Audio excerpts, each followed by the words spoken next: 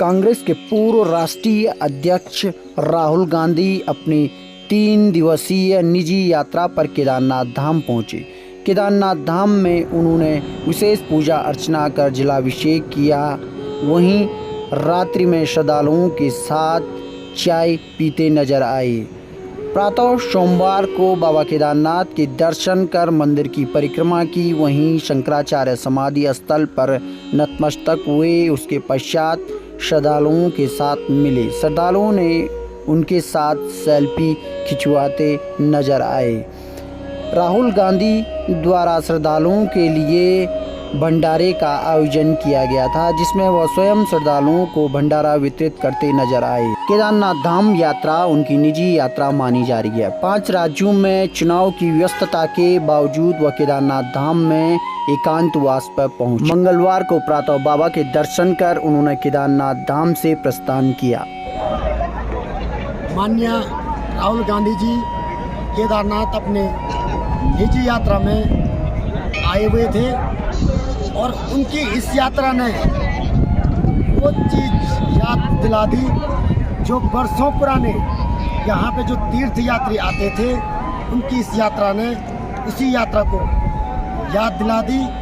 बिल्कुल अपने साधारण रूप में आम हेलीकॉप्टर में और आम हेलीपैड पे वो उतरे। उसके बाद नंदी जी के दर्शन किए। सबसे बड़ी बात है ये है कि निजी भवन में रहे, तीर्थ पुरोहितों के भवन में रहे और स्वयं पाकी का मतलब है स्वयं पकाया, उसी भोजन को पाया।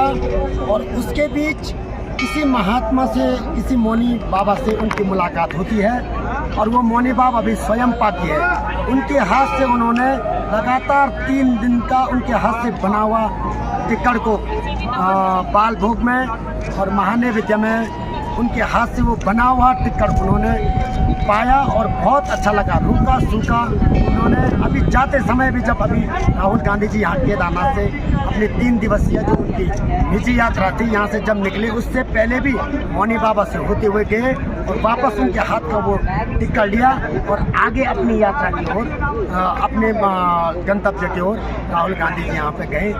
लेकिन बहुत दिव्य और भव्य उनकी यह यात्रा रही। और जब हम हेलीपैड से आ रहे थे, बहुत ज़्यादा भीड़ थी, बहुत ज़्यादा सिक्योरिटी थी, लेकिन किसी की रुद्राक्ष की माला रास्ते में पड़ी हुई थी, किसी को दिखाई नहीं दी।